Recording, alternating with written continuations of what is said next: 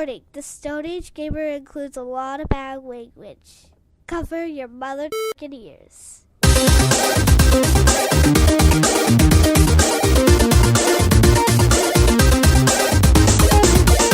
Good evening and welcome to episode 201 of the Stone Age Gamer podcast for the week of May 11th, 2018. I'm Kris Randazzo and joining Man, I'm just on the ball. And joining me tonight is PlayStation Black Disc Dan Ryan. Starting off the next 200 episodes with a bang. Yeah. So good. The two of us just got done commentating a retro game tournament, so we thought it might be fun to try to invent one of our own. But before we go any further, here's your weekly reminder that you can email us at mail@geekade.com. Just include the words Stone Age Gamer in the subject line. You can let us know what you think of our show, what topics you would like us to discuss in the future, or just say hello because we always want to hear from you, the listener. So, Dan, what's new with you? Well, I'm going to spoil God of War here in a minute, Kris. Okay. Let's go ahead and get through this other thing first, though. Okay. Zyla Duval. Yeah, Zyla Duval is full of shit. Okay. And it is hilarious. I have no idea what that means. I am out of the loop this week. Nah, so it's I cool. read It's that just in the script, and I was like, I gotta know. I gotta know. I needed to write it down because it's like, all right, so this kind of interesting thing happened in the Atari Age forum. Not the forums, though, the Facebook page. And okay. There was just this conversation that popped up that I thought was kind of fascinating because I had never really considered it before. But, like, these folks were talking about how much they loved Atari, and then it turned into, like, this Nintendo sucks rant. Like, Atari's way better than Nintendo. Like, no, Nintendo's shit. Their games are overrated, and they're a bunch of garbage. Atari was doing way better stuff at that time. And I'm thinking, objectively, no. Yeah, I'm thinking like, wow, that's kind of an interesting perspective. And so I started to try to play with it. Like, all right, well, let's think about what was Atari's output at its peak compared to Nintendo's at its peak. Like, not comparing Adventure to Zelda specifically, because, you know, that's ridiculous. I just think Zelda's a better game. And I love me some Adventure, but Zelda took a lot of what Adventure did and did it, I think, a lot better. Well, that's not comparable. Exactly. They're very different kinds of animals, but I wound up having some relatively interesting conversations. There were a couple people that were still pretty snarky about, like, no, Nintendo's garbage. And they started to kind of lean towards, like, oh, I don't like their business practices. And, like, okay, I dare you to elaborate on that. They just release amiibos and you know, $80 boxes of cardboard. I'm like, oh, good. Haven't heard that lazy ass complaint before. Like, yep, literally an $80 box of cardboard. No engineering or anything went into it. It's just, that's all it is. Just a bunch of trash in a box, and they slap their name on it and put it on a shelf, and that's literally what happens. So that kind of lazy argument stuff kind of really bugs me, but a couple of folks just kind of brought some. I just thought it was a fun conversation, except this lady, Zyla Duval, was just like, she was just jumping down my throat about, like, no, all these things that you're saying are the worst things about Nintendo. All their arcade ports are trash. And I'm like, yeah, Kung Fu was trash, because I'm pretty sure that was a pretty spot-on arcade port. And I mentioned Marble Madness, and she was like, Marble Madness is like the worst thing ever. You've probably never played the original. I'm like, yeah, I played the arcade game a ton of times. Wow, I love the NES version. I think it was a very smart conversion. It was done by Rare. David Wise did a great job of remastering Brad Fuller's original soundtrack. I mean, I think it's a brilliant port. And she was hilariously, like, full bore, just like, no, you're wrong, Nintendo's awful, and Atari's the best thing that's ever happened to the world. And I was like, all right, cool, well, you're an idiot, and I want to write this down so I don't forget it. So, all right then. Ta-da. I thought I missed something bigger than... Oh, no. Just a fun little BS conversation on there. But no, I thought trying to compare Atari at its peak, like really comparing the 2600 library for what it did at that time to the NES library to what it did at its time, because they were both, like, huge, and, like, they were the definition of video games in their respective eras, you know? So then that was just something I had never really considered before, and I'd never really heard anybody say that just Atari is flat out better than Nintendo. I'd never really heard that argument before, and I thought it was crazy. And I think it still kind of is, but it's more interesting than I'm giving it credit for, because there are a few categories that I would say Atari beats Nintendo in.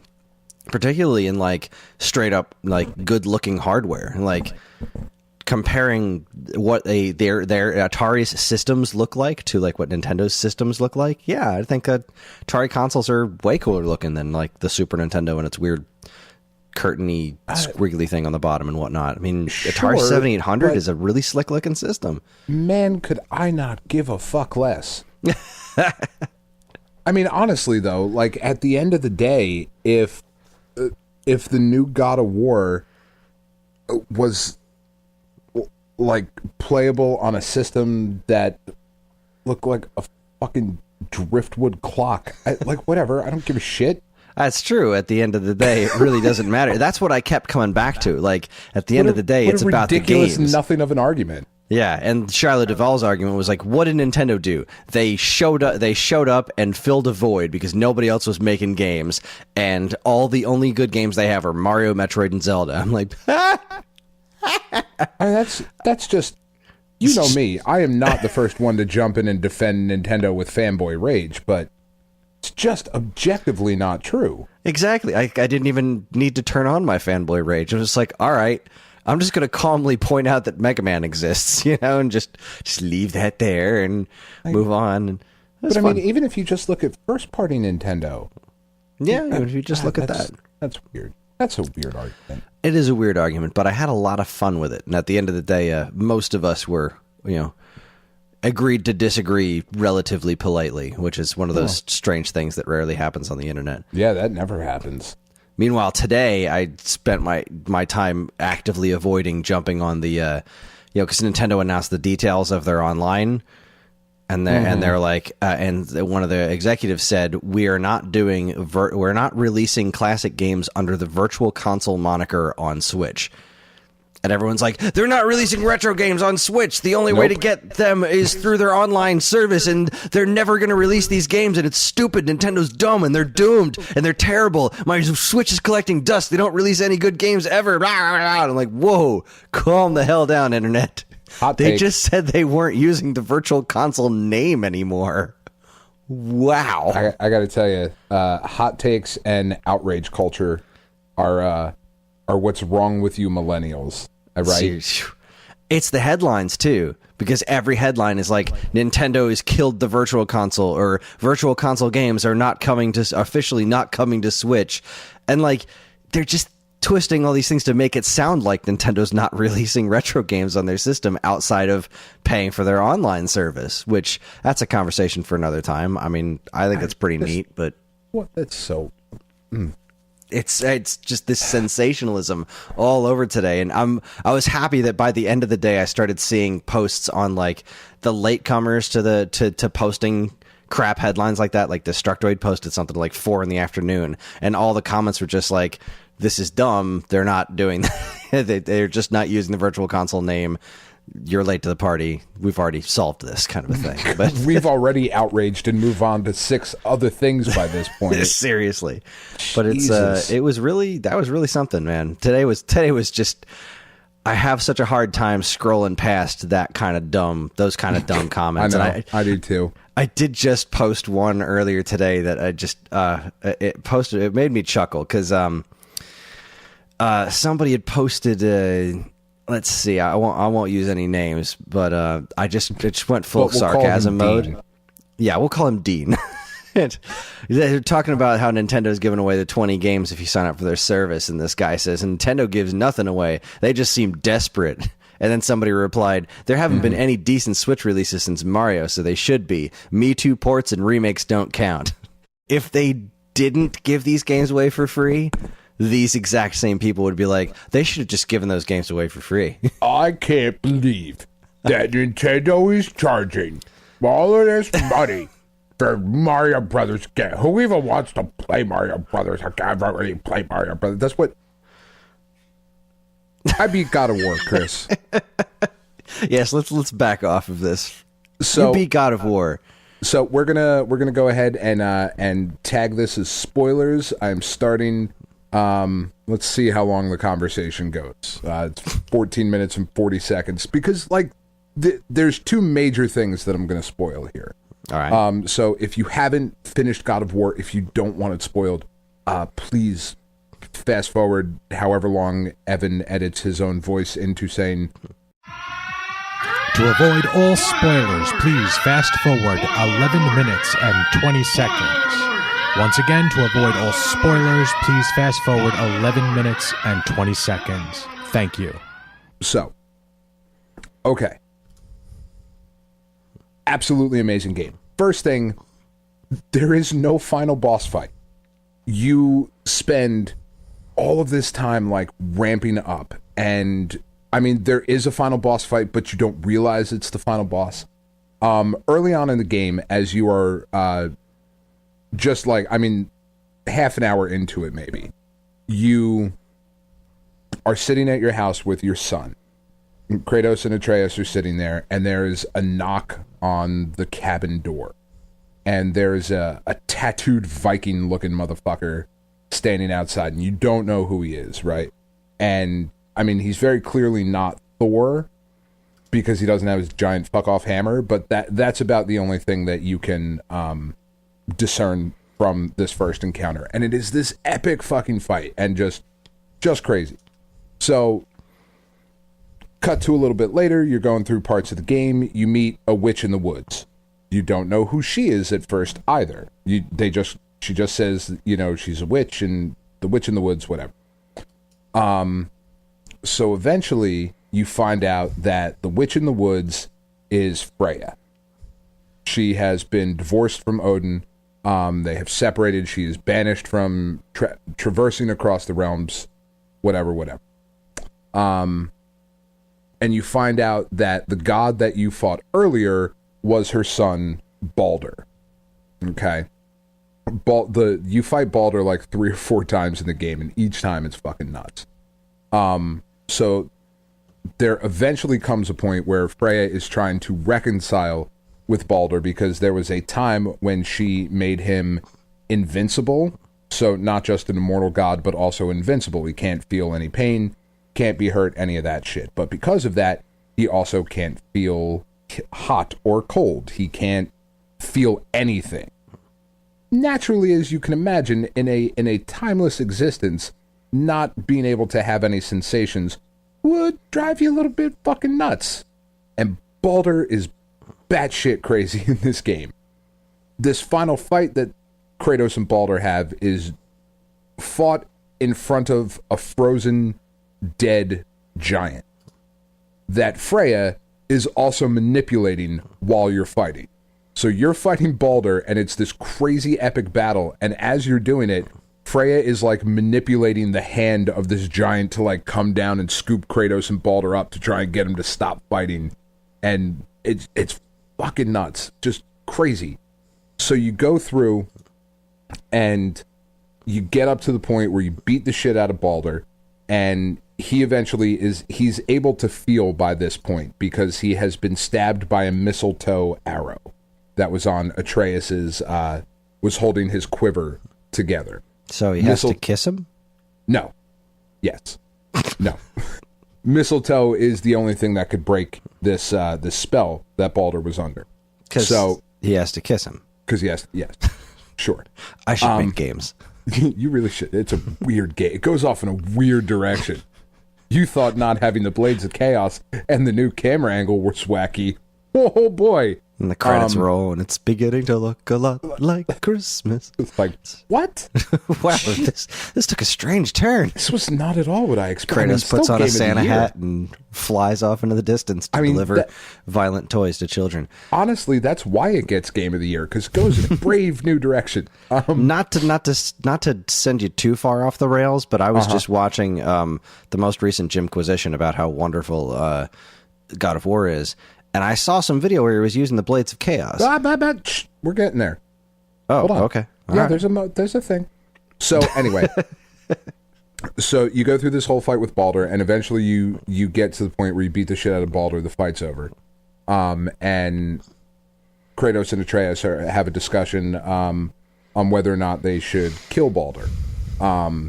This is relatively towards the end of the game. Atreus now knows about Kratos, knows that he is a god from another pantheon, that he is from Sparta, that he, whatever. Freya comes in and says, like, I need to reconcile with my son. I will handle this. And if the only thing that is going to give Baldur peace is killing me, then that is what is going to happen. Kratos cannot abide by that because he doesn't want to see any more needless death necessarily, so he kills Baldur himself. He just like walks up behind him and fucking stabs his neck. Freya naturally is not very happy about this. That will happen in whatever sequels come down. So after you go through this whole thing, Kratos starts talking like as you're wandering the world map of like, we can either go to Jotunheim, which is the highest peak in all the realms, so we can let off his wife's ashes. That's the whole point of the game, is you're trying to get her ashes up to the highest point in the realm.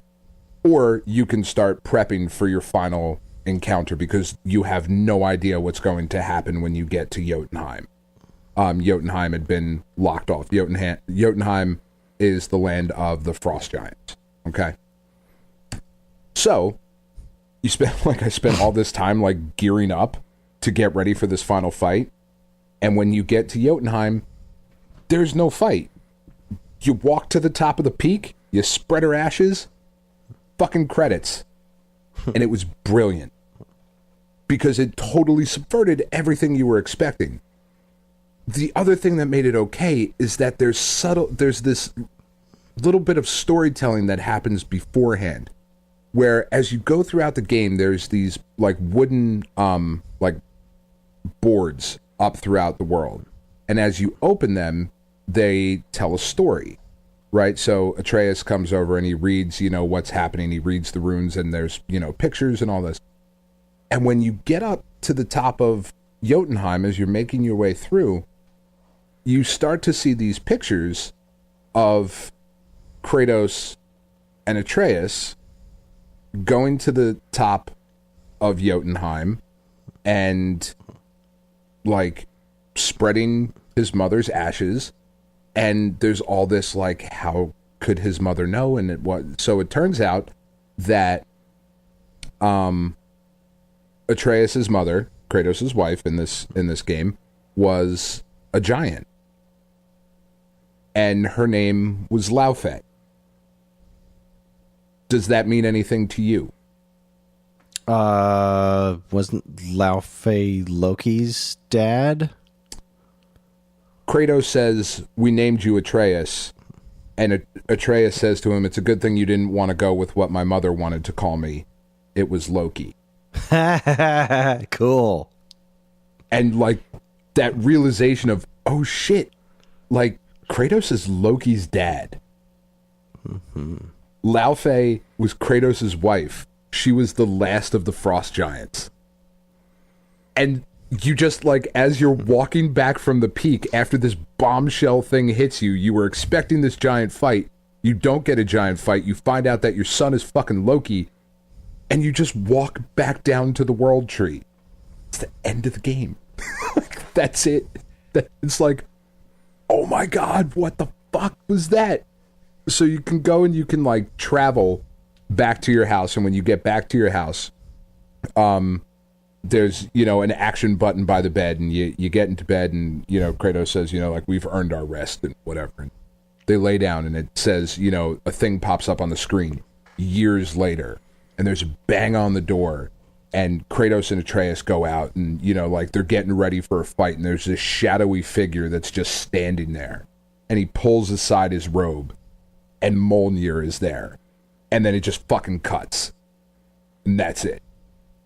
It was like, what? What is going on? This unbelievable bit of storytelling. Absolutely fucking brilliant. Absolutely fucking brilliant.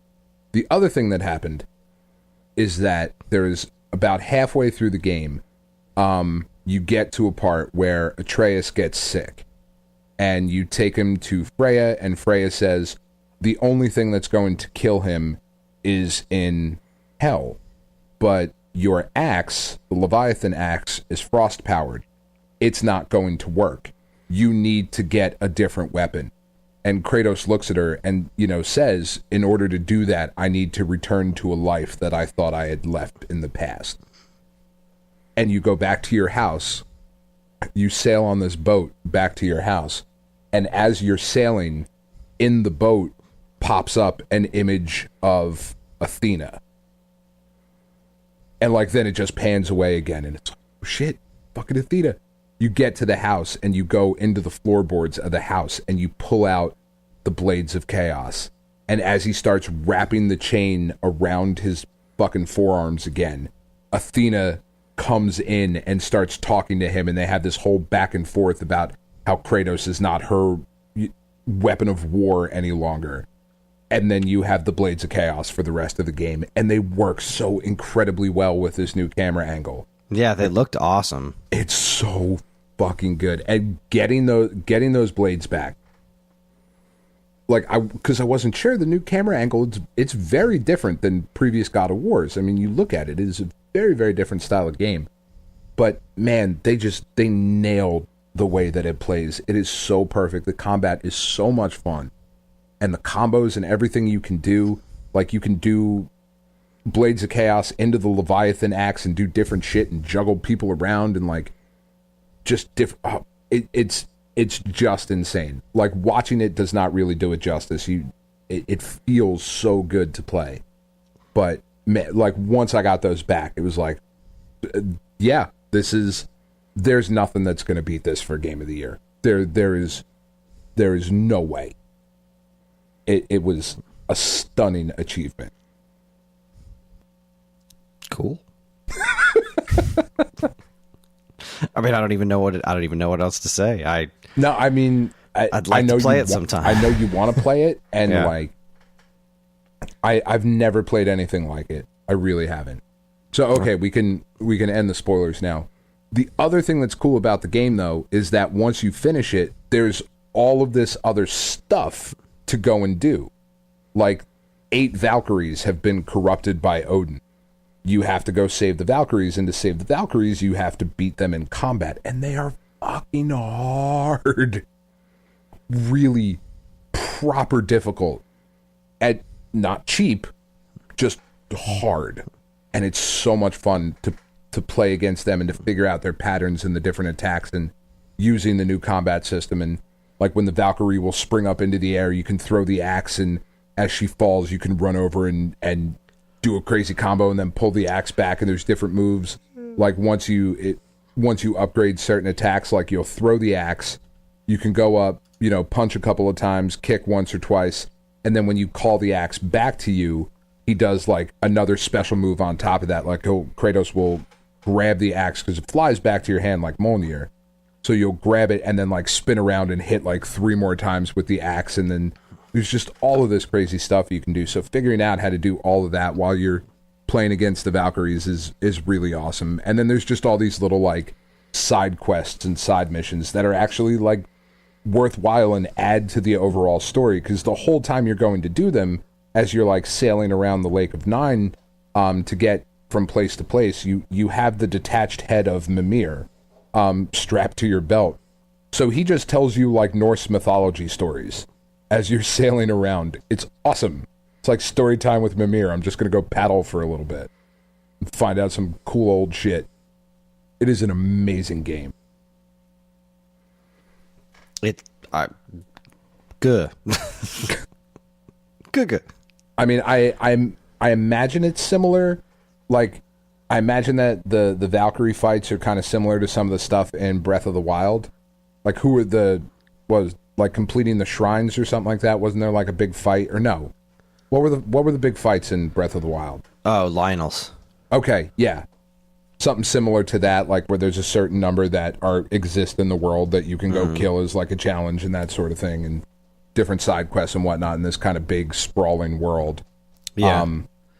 It's very cool. You can also unlock, I just went to, last night I was playing it, if you collect language ciphers throughout the game, like little hidden shit throughout, you can unlock Niflheim and Muspelheim. Muspelheim. So there's 2 other like realms that you can go to. It's so cool. Like I finished the game and I'm still playing it. Like I will probably end up getting the platinum on this game, which is something I very rarely do. I look forward to someday being able to play it. It does look and sound pretty. Like every time I see some piece of this game, I'm like, damn, that looks nice. Looks quite good. It is. It's the first time. Well, not the first time. Horizon Zero Dawn. I was very happy about as well. But like really solidly, like PS4 Pro 4K TV playing this game. Like, okay, we've officially moved into the next generation. You know, I know we're still PS4 Pro and Xbox One and whatnot, but this is officially kind of, this is where the technology needs to be to kind of push this stuff forward. Yeah, it's really where it's like, I was seeing things like God of War and Horizon are really like, okay, that is definitely a generation above, above like where Switch is. Like, not saying that I have any problem with looking at Switch games, but like I was talking during our Game of the Year segment, like Breath of the Wild looks wonderful, looks fantastic until you put it directly next to Horizon. Then right, you're like, and wow, then it looks yeah, like garbage. Okay, that's way better. Yeah, you're like, wow, that doesn't even look remotely the same. Yeah, you know, and once you play this shit on a 4K TV with a PS4 Pro, and I imagine, to be fair to Xbox owners, I imagine it's very similar if you have an Xbox One X. That's the powerful one, right? Is it Sure, the why Xbox, not? whatever the Project Scorpio was. Yeah, I still want to call it the Scorpio because I still think that's a better name. it's a better name. The like- Xbox. Yeah, the Xbox. I imagine if you're playing, you know, when Crackdown 3 is out and you're playing that on a 4K TV with the more powerful system, like I imagine that will have somewhat of the same effect. But I don't even know. Like, I've never played a game that looked like this, that moved like this. The storytelling was just top notch. Like, I'm just completely blown away. And that happens so rarely now in video games. You know, we've been doing this show for 200 episodes. You know, so that's how many years have we been doing this for? 4.5 years or whatever. And, you know, we got 25 years of video game experiences before that. The fact that there's still stuff that comes out where you're like, oh shit, I just need to stop for a minute. And damn, like it's an amazing thing. It's pretty fun for me to be on this end of this kind of conversation, because usually it's me that's like unabashedly gushing about something that I love, and it's kind of nice to hear you enjoy a game this much, especially like again in such a short period of time, because Sony just knocked it out of the park with Horizon the year before. So I can't imagine what they have left. Like, I can't even imagine what E3 is going to be for us this year. And when I say us, I mean you and me. Like, what does Sony have left to announce? Because they got to come with something. I mean, we already know about Death Stranding. We know about Ghosts of Tsushima, which looks absolutely incredible. You know, H1Z1, Last of Us 2, Spider-Man, the Spyro remake. Like, we know about a lot of really big things, but you have to imagine that they're coming with something. Yeah, like I don't think that we've seen their next year's, like 2019's tentpole. You know what I mean? Like, we're just like we don't know what Nintendo's 2019 tentpole is going to be, although it's probably Metroid Prime. Right, but that's the thing. I mean, Nintendo's been so crazy with it, of like, oh yeah, hey, by the way, in this Nintendo Direct, yeah, there's going to be Inklings in Smash, and it's going to be out this year. So enjoy.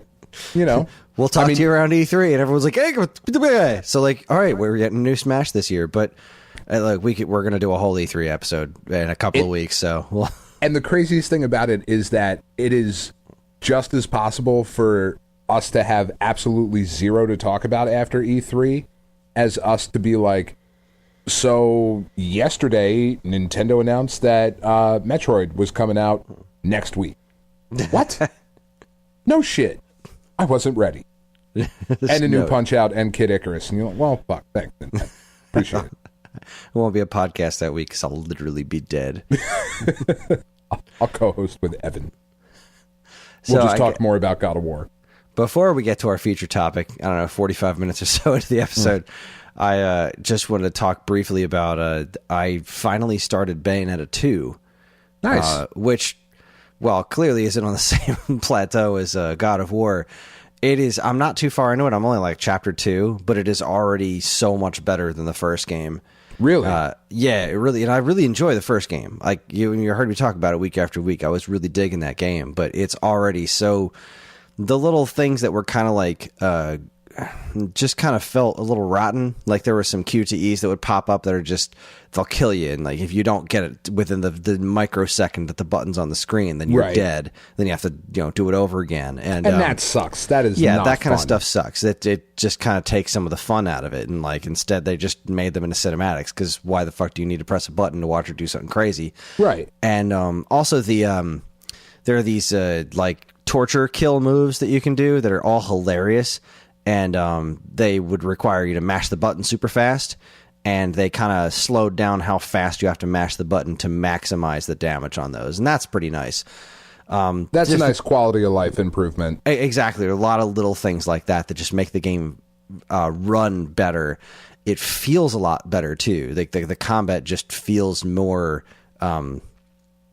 I don't know if intense is the right word. It feels a lot more tangible, the hits and the moves, and that's really great. Because I mean, the combat in Bayonetta is already great to begin with, but just having it kind of just next level tweaked for Bayonetta 2 is really nice. But the biggest improvement on this is the visuals, which I wasn't expecting. Just because I mean, the first Bayonetta is definitely showing its age. I mean, we're talking about a relatively early PS3 360 era game, and it's like once you're playing Bayonetta 2, I'm like, holy crap, this was a Wii U game. Like this is how far graphics had come in even just that amount of time, and it is a really, really nice looking game. Like it's visually really impressive. But what's the most impressive thing about it to me from 1 to 2 is how much more color there is. Because the first one definitely came out in that, post Gears of War era where everything had to be dogshit brown and gunmetal gray. Brown. And Bayonetta the game itself is so colorful. Like its content is just, it's ridiculous. And the action set pieces are also just even more over the top, which is great. Like you start off the game and this is just crazy circumstances, but there's just color everywhere in this game. It's no longer washed out in the least. It's very bright, and there's lots and lots of different colors happening all over the place, and the game looks so much better for it. That's awesome. Yeah, it really is awesome. It's just wonderful. So I'm looking forward to playing a lot more of it when I can. Just finding fewer and fewer instances to sit down and play that game.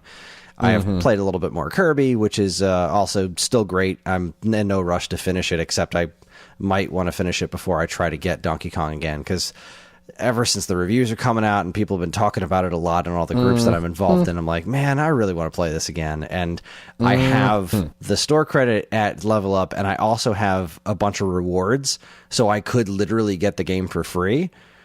And now it's just like, all right, do I get this game for free and then buy Mario Tennis when it comes out, or just hold off and get Mario Tennis for free? And kind of leaning towards getting Tropical Freeze for free, because, I mean, why not, right? It's literally free. So pretty good price to pay for something that I've played and beaten already. Yeah. Like I said, I'm not paying full price for it. The only way I'm getting it is if I get some sort of deep discount on it, and it doesn't get a lot deeper than free. And just looking at the videos, I'm like, I genuinely want to play this again, but I don't want to fire it up on my Wii U. I want to play it on the go. I want to play it in bed. I want to do what I do with my Switch. But right now Kirby's scratching the platforming itch enough to stave it off. Plus my local store didn't get the game yet, so it's not like I'm in a huge rush anyways. The last thing I wanted to mention is the thing with the pinball arcade. Did you hear about that? I did. That's weird. That's brutal, man. Yeah, it sucks. They so in case you missed the news, the pinball arcade lost a lot of its licenses, the two biggest ones actually, and they're losing all these tables. And I'm super glad I bought what I did on the Switch when it was up for that brief period of time, because if I didn't, then I'd never get them, because it was pulled from the eShop a while back for rights issues, which they never really elaborated on. Something tells me it has something to do with this contract ending. They're Most probably likely. like, don't put out a fresh new version of it and sell it for 3 months before your contract ends, dicks. Yeah. That's probably how that went, if I had to venture a guess. But there were a couple other tables I kind of wanted to buy. I mean, granted, I don't know that getting the pack with the 2 Doctor Who tables was worth another $35, but that's the only thing about it. It's so expensive. it is depending on which pack you get, because like the pack that I got was $35, but it was 22 tables. Like, all right, that's But are if you that was a playing retail. all- Yeah, I've played every single one of them actually. Right. I mean, you've played every single one of them, but I'm regularly playing Twilight Zone Taxi, Black Hole. John loves Black Hole. What's the magic one that Karen loves? Theater of Magic, the Harley Davidson one, the Gophers one, and there's one other one that John really likes. So I'm playing 7 of them like a lot, and Taxi and Twilight Zone I'm still playing like maybe once a day. So I mean, I've definitely gotten my money's worth out of it. And if this was a pack that was sold like in retail, I'd be like, yeah, $35 for this. Sure, it's a pinball collection. Okay. And it just feels weird because it was here's free software and these are DLC packs for that price. yeah. And if you think about it, like if they just sold this, feels crazy. it does. It feels crazy. And then when you get to the other packs, when it's like, well, this one only has 12 tables, but it's $35. It's like, yeah, no, I'm going to pass on that. Yeah. But the one that had the 2 Doctor Who tables in it was 35, and it was like, I think 19 or 20 tables. I was like, all right, that's kind of pushing it, which is why I didn't buy it immediately. And I just spent $35 on friggin' pinball games. But right.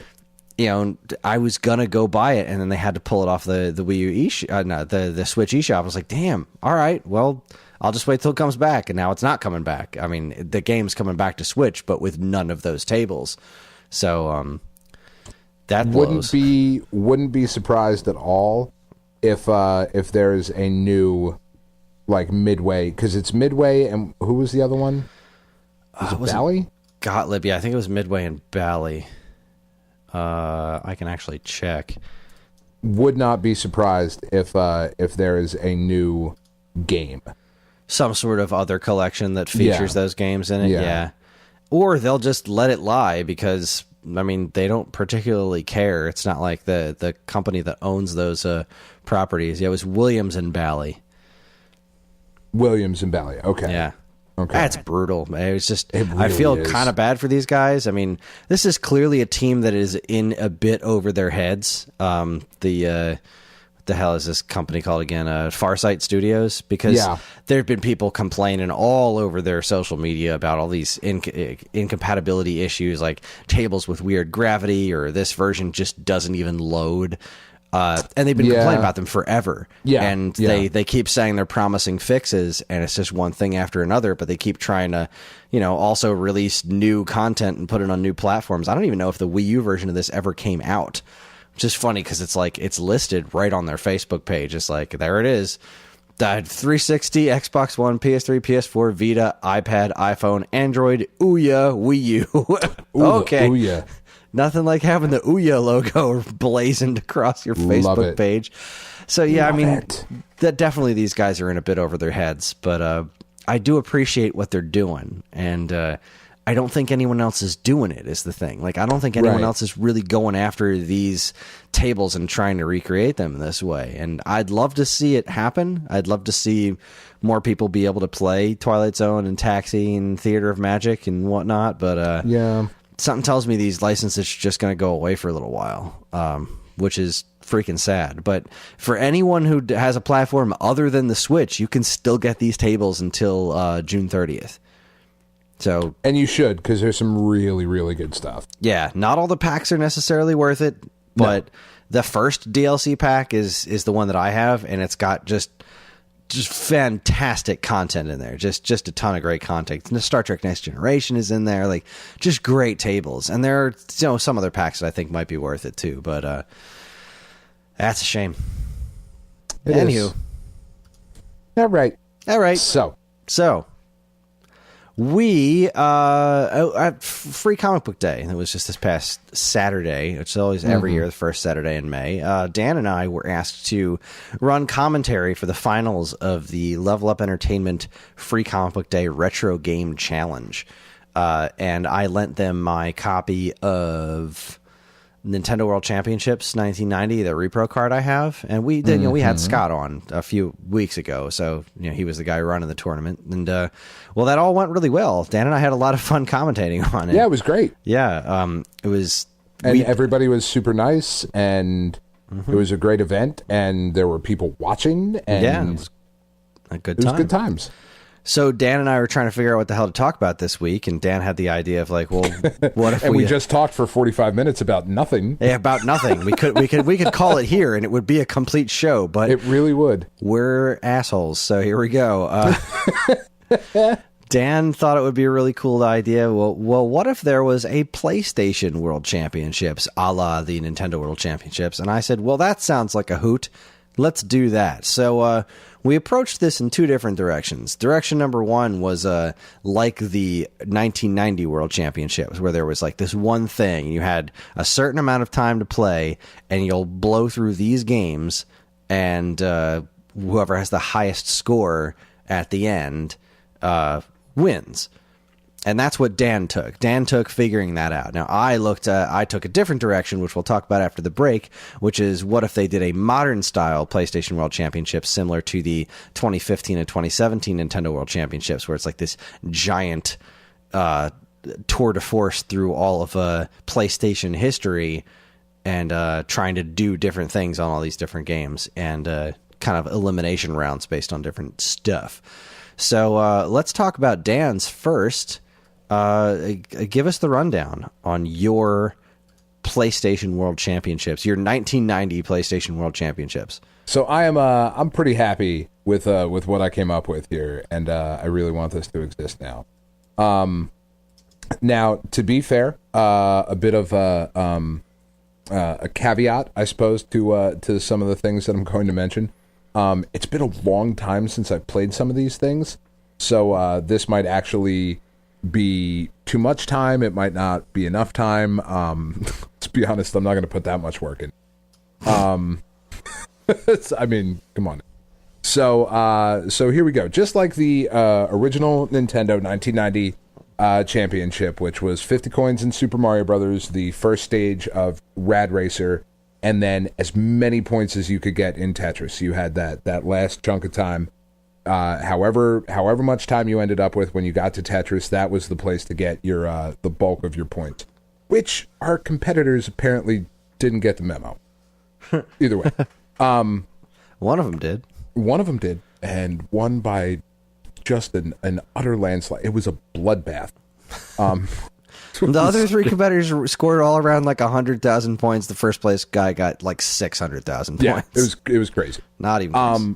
So what I thought would be cool would be to go through each of the PlayStation consoles, including the handhelds, starting with the PS1, ending with the PS4, 15 minutes.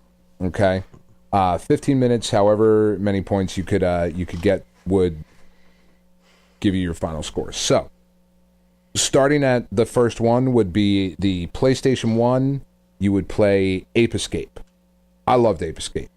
Right? Were you a fan, Kris? I never really gave it the time of day. Really? Yeah. I can't remember why. I had a reason. I remember looking at Ape Escape, and I remember this girl, Stephanie, who worked with me, was saying, like, you got to try this game. Ape Escape's the best. And I was like, meh. Really, really good platformer. Really, just really fun, really solid. Really made use of the analog sticks in a really interesting way. For those of you who haven't played Ape Escape, you would map different attacks to the buttons. Like you had a stun stick and you had net, basically. And depending on whether or not you had the stun stick or the net, there were all these monkeys running around, and you had to catch them. And you would swing the net with the right analog stick if that's what you had selected. And for certain monkeys, you would swing the stick, collect them, no problem. Other ones, you had to stun first, then select them. There was platforming built into it. It was really great. So I thought what would be cool Start off the first level, Ape Escape, catch 15 monkeys. Quick as you can catch 15 monkeys. They're all running around the level. You got to platform and jump and catch them and stun and the whole thing. Catch your 15. Boom, you move on to the next thing. Jumping into the PlayStation 2, which would be the highest score you could get in 1 minute of Rocket 2 or Rocket 2002 in Amplitude. Amplitude was the rhythm game that preceded Guitar Hero. If you have ever played Guitar Hero but don't know what Amplitude is, very similar type of thing, matching up to different songs. Rocket 2002 was this remake of this really incredible Herbie Hancock song that was made for this game. But it's a long song, right? So you want to hold that down to 1 minute, highest score you can get. Your score is going to depend on your button time, right? Okay. After that, jump over to the PSP. Wipeout Pure, one of the launch titles for the PSP, still one of the best racing games. I would argue on damn near any handheld. It is a great, great racing game. The Wipeout games were always great. Pure was an awesome version of it. Finish the first track fastest time you can, kind of throwing it back to Rad Racer, right? World record speed running times of the first track in Wipeout Pure is like 1 minute and 20 seconds. So, you figure the average player can get through, minute and 45, 2 minutes. That's a good time to play through a racing game. Lots of fun. It looks good. There you go. After you get done with Wipeout Pure, you jump up to the PS3, where you would play in probably the pit of Tartarus in God of War 3, and you would have to get a 500 hit combo. Sounds crazy, not nearly as hard as it seems, but if you remember back to those original God of War games, that original trilogy of 7 games, in order to keep the combo going, you had to do a lot of rolling between the different groups of enemies, right? So you would do your Crazy Blades of Chaos combos, or you had the what were the claws in God of War 3? You get the hell claws. I forget what the fuck they were called. Bear claws. Yes, no, not even a little bit. Dew claw, the Dew Claws of Doom, I believe is what they were. Kratos' Dew Claws of Doom. But there were cool combos that you could do with that. So the quickest you could get a 500 hit combo.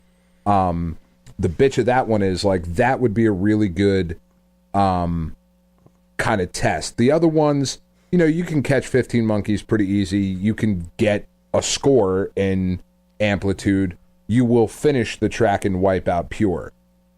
Once you get to this God of War 3 stage, that would really be where you would start to separate the competition. Because getting the 500 hit combo is not all that difficult, but it does require a certain amount of finesse to be able to do it. Once you do that, you would jump over to the Vita with Lumine's Electronic Symphony, the puzzle game. We've talked about that before. It's a pretty cool puzzle game. Scoring 2,000 points in that doesn't take all that long if you're pretty good at it. 2,000 points may be a bit much. Maybe 1,000 points. Not like this is real, but if it was, that would be a debatable thing. And then finally, once you scored your 2,000 points, my personal favorite part of it would be jumping over to the PlayStation 4 and doing a home run derby in MLB The Show. As many home runs as you could hit. I thought that would be just such an awesome way to end this. You go through all this crazy stuff, and then you just get to something that most kids have done at one point in their life of we're just going to sit out in the backyard and play home run derby, and we're just going to hit baseballs or tennis balls with our wiffle ball bats or whatever, and you could rack up a ton of points. And it's a great way to finish out your time. Yep, a great way to finish out time. I want this to exist, Chris. I think this is well. I think this is pretty great. Like I threw it together, and these were pretty much the first games that jumped out to me. Like I didn't really waffle on anything, and when I got done, I was like, "All right, damn, this is pretty good." I'm pretty happy with myself. I like it. I think you did darn well. What do you think? So looking at this, like, what do you think about like the time or scores? Anything seem unfair? I mean, All right, so we're talking about what we did at the tournament that we were at was, what, 10 minutes? And that was only 3 games. 7 minutes. That's right. Yeah, 7 minutes. I don't know. I mean, yeah, I guess this is a little bit double the time. Yeah, no, this works. This works, and it would be all about, you know, each one of these games would have like different ways of scoring and give you different multipliers at the end, just like the 1990 competition cart, and then finishing out with the home run derby with the biggest multiplier. That's a great idea. I think it's wonderful. Yeah, I think it's pretty cool. And I think it's one of the things where I think the Nintendo World Championship suffers is that there's really not a spot where you can like stop and take the temperature of the competition, right? Like, because you can get 50 coins in Mario. Oh yeah, the 1990 almost brain cart. dead. Yeah, you know what I mean. Like, it's almost brain dead to get the 50 coins in Mario, and you are going to finish Rad Racer. You know, whereas something like this, once you hit God of War 3, if you can't do the 500 hit combo, there's 2 things you're not getting to. Yeah, and that's going to demolish your score. So you really get to a point where you get to take the temperature of a competition, and I think that is a little bit more interesting in this sort of idea anyway. Agreed, yeah. No, I like it. I like it Very a lot. cool. Good work. Well, let's take ourselves a very quick break, and when we come back, we're going to talk about my prospects on a modern style, modern-flavored PlayStation World Championships. You are listening to the Stone Age Gamer podcast from geekade.com. Stick around. Step on the brakes, now step on the gas. Step on the gas. When I say boom, boom. And now here's a look at some of the other original content available right now at geekade.com.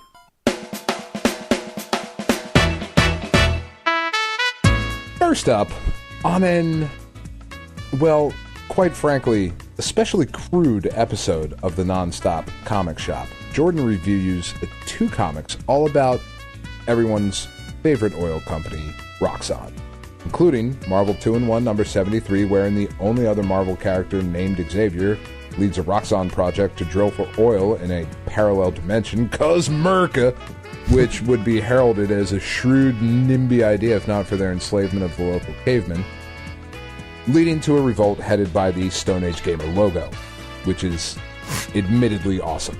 Indeed. There's plenty more, including the non-stop action that comes with FDA regulations, so don't miss Nonstop Comic Shop, Episode 21, Rocks On, Rocked Off. Okay, 2 things. Thing number 1, Jordan showed me this caveman character, and he does bear a resemblance to the Stone Age Gamer logo. Yes. I'm not going to lie. Not as much as I think he thinks, but I definitely saw the connection. But after seeing it, I just pictured the Stone Age Gamer character dude in comics fighting. It was awesome. Which is awesome. I now want to buy Conan Exiles and make the Stone Age Gamer guy and stream it. In fact, Ryan, because I know you listen. Does Ryan listen still? I don't know if he does. Ryan, buy me the Conan Exiles. I will stream Stone Age Gamer. I promise I will cover up the massive dong that I will create. This character. The massive Stone Age Gamer dong. Next, a few weeks ago, Geekade sent a team of highly trained Jengus to accompany Matt Much at PAX East. While there, Matt and Jengus played all manner of awesome upcoming indie games, and you can watch them do it. That's right. It was recorded for posterity's sake and is available for your perusal over at the Geekade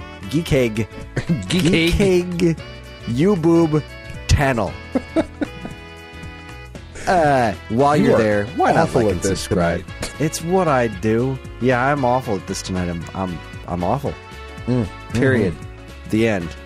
Show over. Yeah, good night. You're right. Not just tonight. Not just tonight. I'm just awful.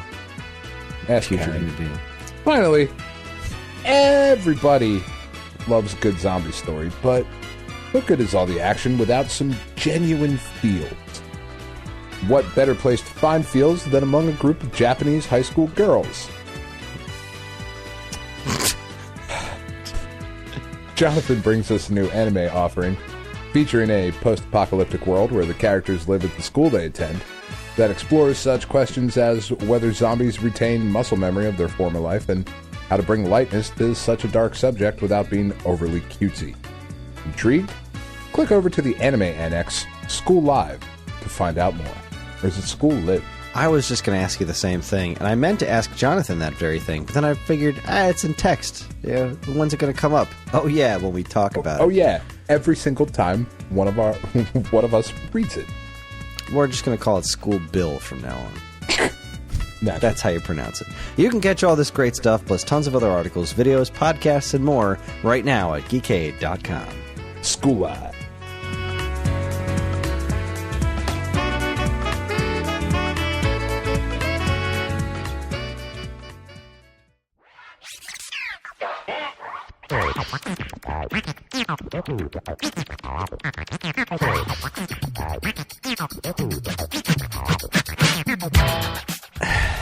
And we're back. We killed a lot of celebrities over that break. It certainly did. So, all right, now it's my turn.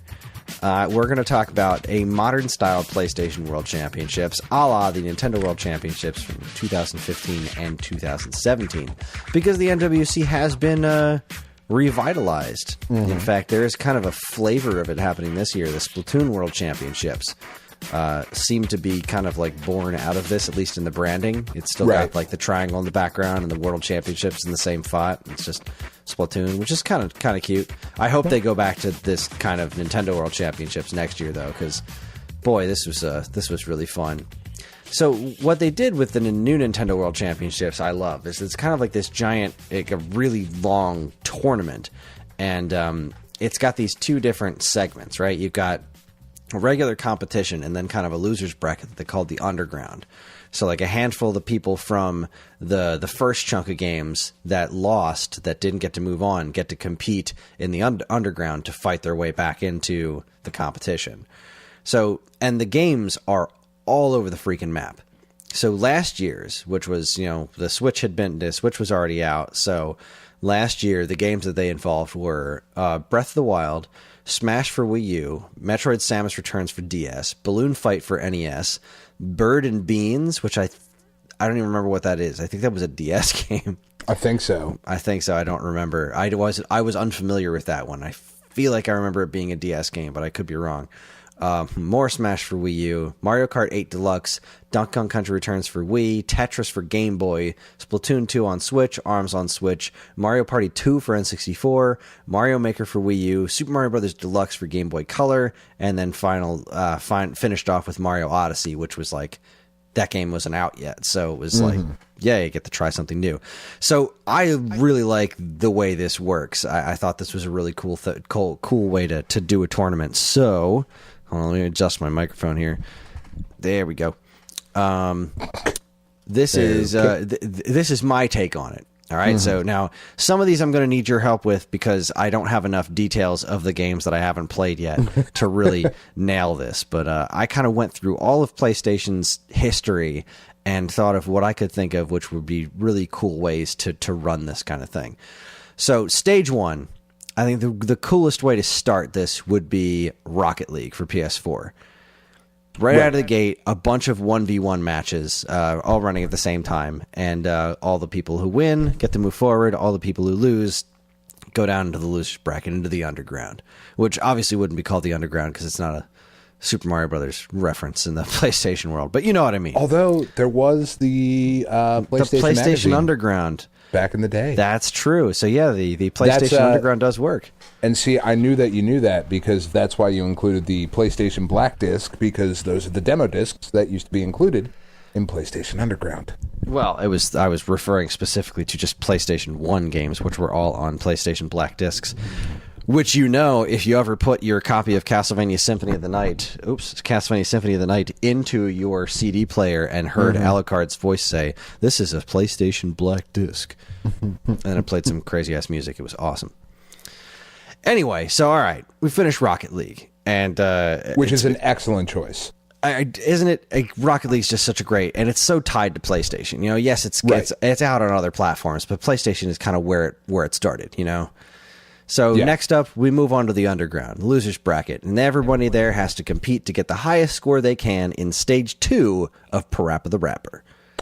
Which is stage 2?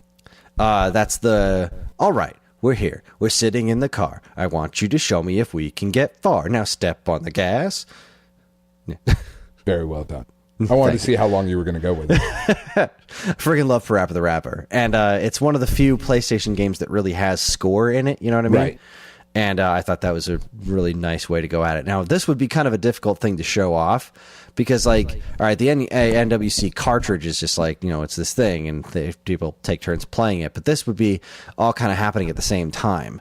So, but the good thing about it is that the music is always going to play the same no matter what. It's just the different sound effects. So they could just have the audio playing from one of the playthroughs, and then everybody else gets to wear headphones and do their own thing. But that's how they could broadcast it, as everyone playing it at exactly the same time. So this stage is going to run like exactly how long that stage is. And that's nice. Kind of keeps things moving along. But we're not on an overall time limit thing. So there is no way to run out the clock. It's just like going pace by pace. So back up into the proper stage 2, we move on to the PlayStation 3, and we have a race in Mod Nation Racers.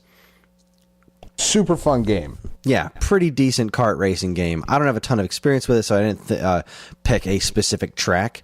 But it seems, it's a very PlayStation thing. It was a big brand that they were pushing for a little bit there, and it's a nice. It certainly didn't catch on. I think the way that they wanted it to. No. Or certainly the way that it had the potential to. But now, would you have like a community created aspect to Mod Nation Racers, or just standard stuff? Probably just standard stuff, or have similar to what they did with Super Mario Maker in the finals. Okay. They had people at Nintendo make stages for the event. Right. So having a bunch of PlayStation programmers make a course would probably be the Kaz Hirai inspired stuff, or exactly just okay. Someone at Sony would make a course for the specific event. Cool. I like it.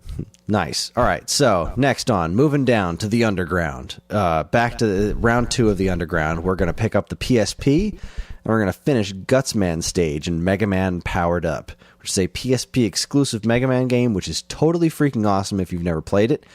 And Gutsman stage is just a classic, and it would be a race to see who can get the best times in finishing Gutsman stage. And depending on how the brackets go, I didn't do all the math, but the people who got the fastest scores would get to stick around, and the people who didn't would not. I like it. Another excellent choice.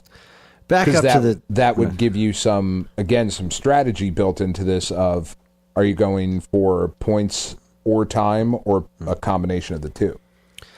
I don't know. Were there points in Powered Up? I know there were points in the original Mega Man, but I feel like that kind of disappeared in Powered Up. But it's been a long time since I played it. I could be wrong. I don't remember. I thought there were, but I think it's just. I'm going to say let's just go for time. Unless there's points, in that case, let's go with points. Why not? I love it. Works on 2 levels. All right, so stage 3, back up top. We're going to switch over to the PlayStation 2 now, and we're going to do a little versus mode action in Twisted Metal Black. Which is such a good game. Because you got to have Twisted Metal. It's one of PlayStation's best multiplayer things. Now, granted, I could have went War of the Monsters. I went Twisted Metal Black. You got to save something for next year's tournament. Right. So there you go. Versus mode Twisted Metal Black. Makes me happy. I think that's a great thing. And right now, we're kind of all over the map on the different kinds of games you're going to be playing. And that's what I was really going for, is kind of running the gamut on what kinds of things PlayStation games do best, and really just kind of rolling all over the map on the kinds of games that they do. So the non-survivors, the losers from the Twisted Metal Black tournament, head down to round 3 of the underground, and that would be again picking up your PSP and doing the Patapon versus mode, which is such a cool little game. It really is. I've never actually played the versus mode, but I knew it existed, and then I looked up some video of it online. I was like, yeah, cool, man. Let's do that. Let's do a Patapon versus mode. And again, logistics, not 100% positive on, but Patapon. That's not our job. We're the idea guys, Chris. Yeah, we're the idea guys. We don't work for Sony. We should, though. We should. So, moving on back up. back up to the stage 4 proper. This is my favorite one that you came up with. I'll just read what I wrote. PlayStation 4, Horizon, do something cool. I've never played it. I love that. That's great. Do something cool. Basically, what it comes down to is similar to like what they did in Super Mario Odyssey when they did that in the Nintendo World Championships. They basically set you up on like a piece of the game, like a little stage, and like, all right, beat this boss that you've never played before or something like that. Now, granted, people have played Horizon at this point, but sure, pick some chunk of the game that is very easily definable, and then have them do that. You could do something where, like the fastest clear time in a corrupted zone. Where you Something have a like bunch that, of the, exactly. The corrupted mechs walking around and how quickly you could take them out and that sort of thing. That could be very cool. Perfect. That is pretty much what I had in mind, minus the actual knowledge of what it is. Now, this was one of the my favorites. Going back down to the underground, pick up your PlayStation 2 DualShock and play some Fantavision. Fantavision. I had completely forgotten that game existed until I looked at your list. And that's what makes this so awesome, because it's one of those games that anyone who's been a longtime PlayStation fan, Fantavision exists. It's in the back of your head somewhere. You might not have played it. Yeah. And like, that's what's also great about watching the Nintendo World Championships. Like now, you never know what game is going to come up next. And like, they do these really fun, like, announcements of the next game as they're about to happen. So can you just imagine being involved in this tournament? You're being in the underground and you're like fighting your way back into the tournament, and then all of a sudden you hear fireworks. And you're like, what the hell? Oh, I got to play Fantavision? How do you even play this game? Shit. And then have to figure it out, and it'll be versus mode, because there is a competitive mode in Fantavision. So make them all play against each other. God, I don't know that I've played that game since it came out, which was at the PlayStation 2 launch. How was that? I just popped up a video for it. Oh. Yeah, I have not played it since the PS2 launch either. Because it's freaking Fantavision. Because it's Fantavision. Why would you do that to yourself? So back up to stage 5 in the tournament proper. We're finally getting some PlayStation Vita action, and we'll be playing the PlayStation Vita version of PlayStation All-Stars Battle Royale. Not a great game. No, I agree. Not a great game, but it's a big competitive PlayStation game. I feel like having a PlayStation like Tour de Force tournament and not including this game would be kind of silly. I would agree. It's not a bad game, but it tries to be too much Smash Brothers without going all the way for it.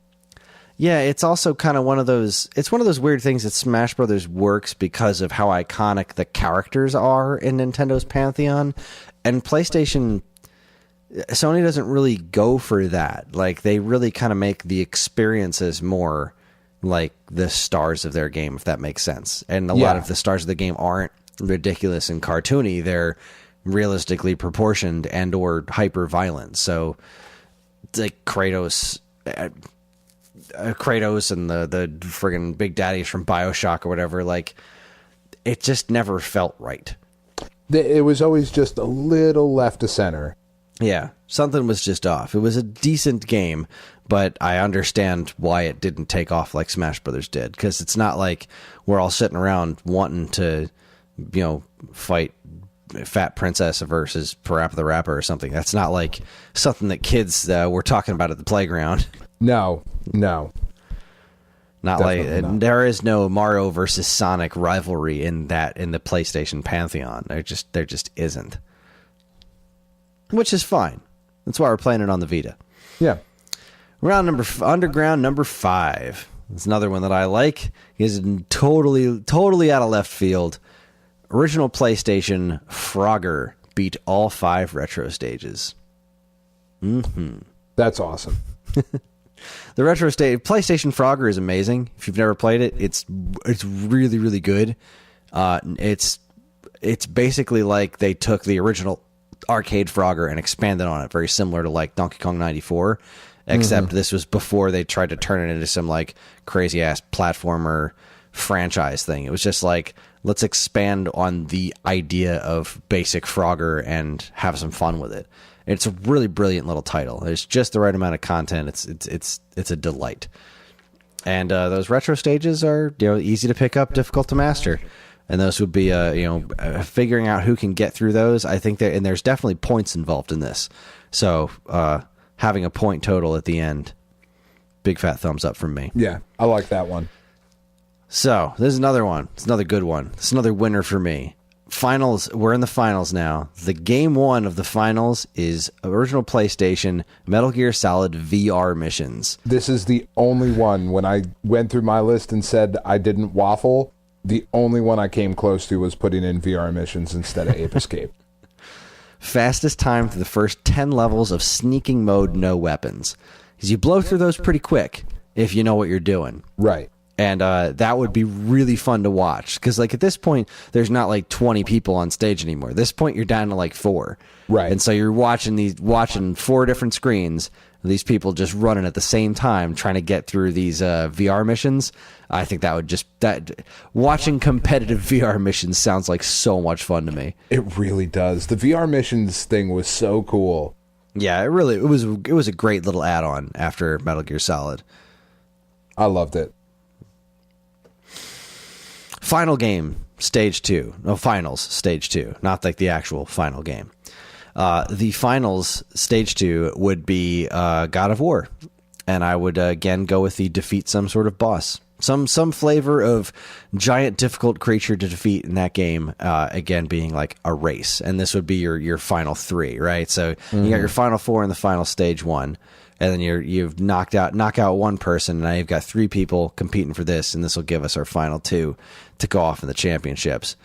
Now, would this be the new God of War? Or yes, new PS4 God of War. Sorry, I didn't specify that. Okay. Because you've got to have the newest, baddest thing on your system. You've got to have that big thing. Looking at the games on the Nintendo World Championship, they finished on Odyssey, and they started on Breath of the Wild. Right. They had Samus Returns in there and Splatoon 2. So you've got the newest and brightest because you're also using this as a promotional tool. Right. But at the same time, it's freaking awesome. So, yeah. Defeat some sort of awesome boss in God of War. One of the Valkyries, I think, would be a good fight. Yeah, agreed. That's actually, what you were just talking about. That would be perfect. If you're defeating one of the Valkyries, if that's even possible for people to figure out in case they had never played the game before. But here's hoping they would have played it by the time they got to the PlayStation World Championships. And then the championship should be a new game. It should be a game that either has been announced, it hasn't come out yet, or just a game that we don't know about yet. Because that's the coolest way to polish off a tournament. I would say if it were coming out this year, it should just be an essay contest about what the fuck you think Death Stranding is. The championships are a word problem. But you have to type them out with a PlayStation DualShock. Absolutely. Explain to me what the fuck is going on with Norman Reedus's baby mouth. I don't understand it. Oh God! But yeah, because that's the coolest way to end a tournament. There's never been a cooler tournament ender than the thing in the Wizard where they Super Mario Brothers 3. What? Heads explode. It's just amazing. That's what it should be. It should be Super Mario Brothers 3. At the end. Nobody would see that shit coming. But it should be there should be a licensing agreement between Nintendo and Team Ico, and Team Ico should recreate the first level of Super Mario Bros. 3, which means this tournament won't be able to happen until 2027 at the earliest. However, a Team Ico fucking style. See, now I'm thinking of doing Team Ico's take on Bob-omb Battlefield from Super Mario 64. I love it. So you're not even playing as Mario, you're playing as the dude from Shadow of the Colossus, and you have to take down the King Bob-omb a la Shadow of the Colossus. You're playing as Wander trying to take down. That's awesome. Yeah, rolling on your horse through Bob-omb Battlefield. What a great idea this is. And the music is all Super Mario 64, but it's all drawn But it's all ethereal looking and shit. Exactly. It's all dark and gray and what a wonderful idea. This is the best idea ever. This is a really, really good idea. Team Ico should make everything. Team Ico and Way Forward. Those are the two companies. That's it. Everybody and Drinkbox. And drink. Oh, yeah, good point. No, they didn't. They said they wouldn't come on and do an interview, so I'm done with them. Screw them. They've burned this bridge. How dare they? So there you go. That's my idea for PlayStation World Championships 2018. What do you think? I think it is a very, very cool idea. I like it. I don't know which I like better, the tournament style or the time challenge. You know what? I like them both, and I think that the time challenge should be how you qualify for the big championships. Because I think they put that out as like a thing that you can download on your PS4. I was just gonna say that's a thing. Like you could just download it and or set it up in locations, and like kind of like how they did the qualifying rounds for the Nintendo World Championships, where you went to Best Buys and competed there. You could set them up in retail locations and say, go to this location. This is an official place where you can play this exact thing, and then have people track the scores and then send people out to the World Championships. They would be at Sony World stores. Yeah, it's Sony World stores. All like 4 of them that are left, I think. I think there's one in the Fashion Square Mall in Orlando. Really? I think there was a Sony store down there. Might not have been Fashion Square. Doesn't matter. Regardless, I mean, obviously... Yeah. No, that's a very cool idea. Straight up ripping off the Nintendo World Championships is one thing, but I mean, Sony's never been shy about copying Nintendo's successes before, no. So... Why would they be? Exactly. Why would they be? They always do it with their own flavor, and I think doing something like this, like PlayStation now, at this point, has a very rich history. There's so many great things that are attached to the PlayStation brand, and it's so different from Nintendo's history, but it's a video game history that's so worth celebrating. And I feel like having this kind of fun with it would be really, really cool. Now, granted, a lot of what we talked about were things that were rated M, so it does kind of limit the appeal of this a little bit.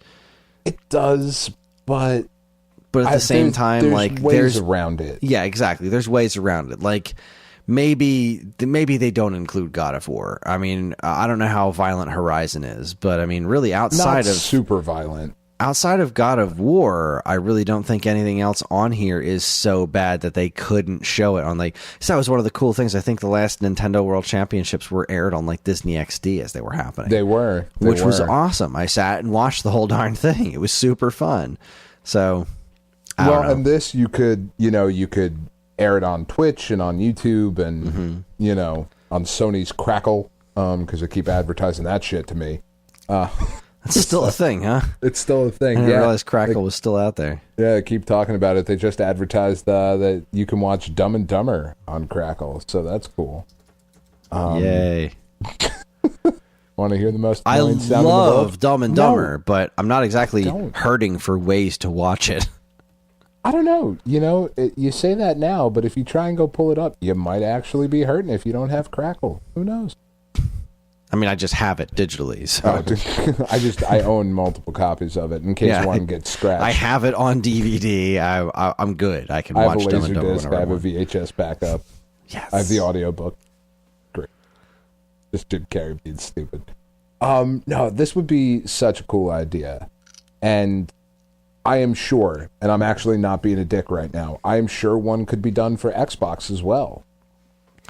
I'm sure it could. I don't think it'll be quite as interesting because Xbox just has the 3 consoles to choose from. I don't know. I mean, you got Voodoo Vince, you got Cameo, you got...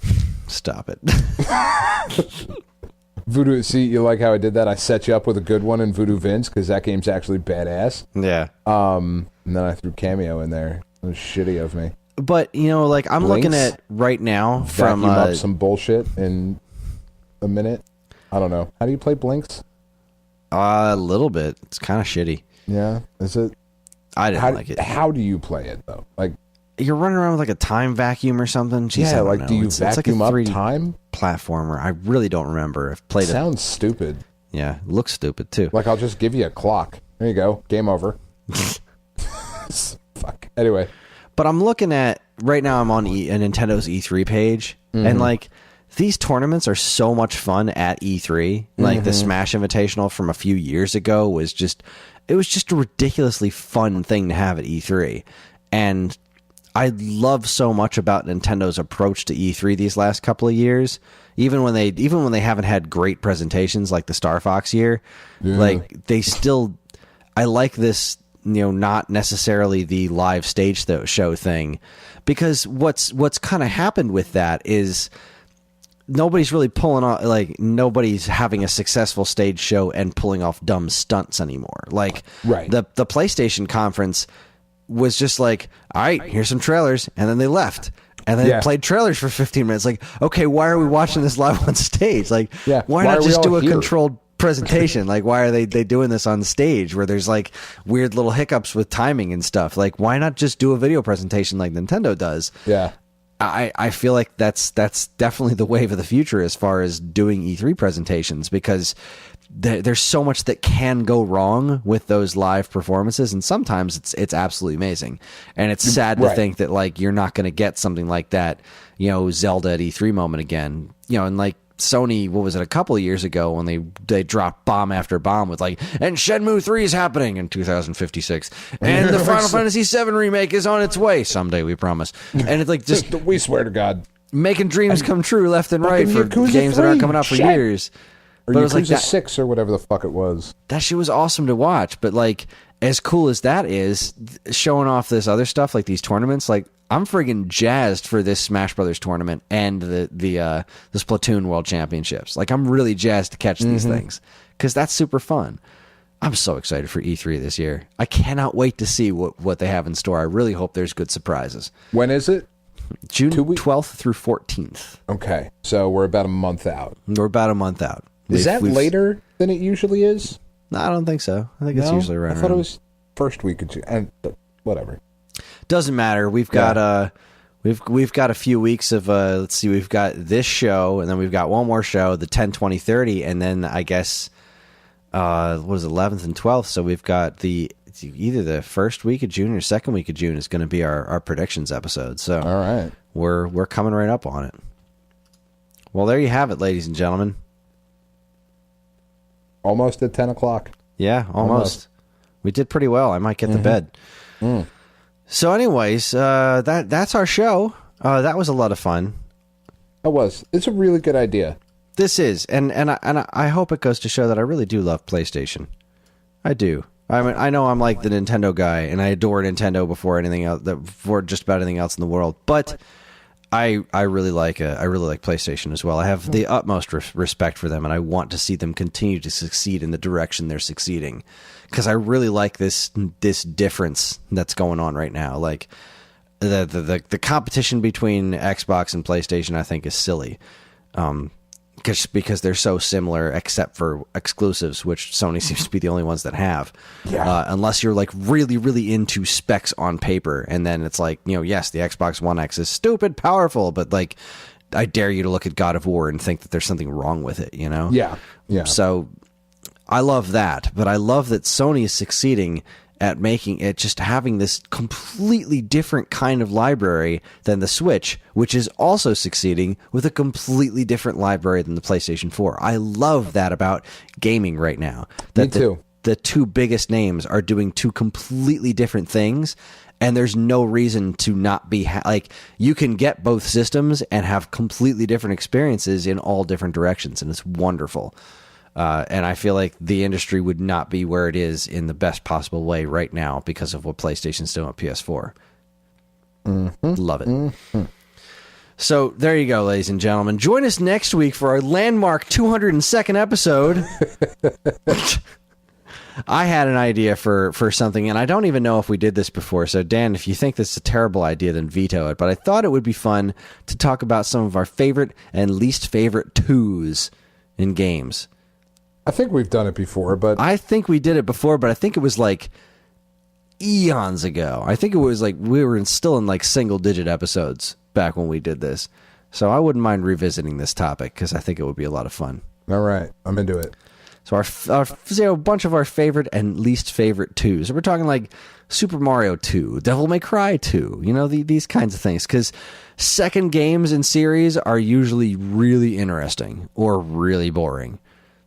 Yeah, without question. Yeah, there's usually something really there's usually something to talk about there. So I think that might be a lot of fun. And, 202. I'm tired. Once again, you can get in touch with us at mail@geekade.com, as well as let's see if I can get through this without screwing it up, huh? Not a chance. As well as all flavors of social media that we inhabit. You can like us on Facebook, find us on Instagram at Geekade, subscribe to our YouTube and Twitch channels for all our latest video content, and follow us on Twitter at _Geekade. You can find us individually on Twitter too. I'm at Geekade Kris. That's Geekade Kris. And Dan, where can the good peoples find you? At Geekade Dan. If you're interested in more information about anything we discussed here tonight, be sure to check out our show notes. And while you're at it, you can also subscribe to this and any of our other wonderful podcasts on iTunes or Stitcher. Or if you're super nice, you can leave us a review, because any and all feedback is welcome and appreciated. We'd also like to thank our intrepid editor, Evan, for making this show listenable for all you folks. And we'd like to thank Mark TDK Knight for our show's theme. You can check him out on SoundCloud and Bandcamp, or his website, which we'll have a link to in the show notes. Again, always remember to keep your eyes on geekade.com for even more fresh, original content. Ha! I did it. I know, I have to talk shit to you because then you do it right. No, seriously, I didn't think I'd be able to do it because I screwed up my own name. Kris Randadbod. And also, if you haven't seen it yet, I have written a 4-page article in the new issue of Nintendo Force magazine. It's an awesome print magazine that you can order online and get mailed to your house. And this one is themed around Nintendo Labo. It comes with a papercraft thing by Limited Run Games. There's also a trading card for Night Trap for some reason. Because why not? Because why not? But no, it's a great magazine. I'm honored to share ink with the people that are in this magazine. There's just so much talent involved. And it's a wonderful thing. And it's my biggest printed, published work yet. So 4 whole pages about old Nintendo peripherals that are weird. So check that out. That's it, Very everybody. Cool. What? It's very cool. Oh, you're very cool. Thanks for celebrating listening. you. Fuck you. Not you, the listeners, but you, Kris. Fuck you. Fair enough. That's it, everybody. Keep playing games.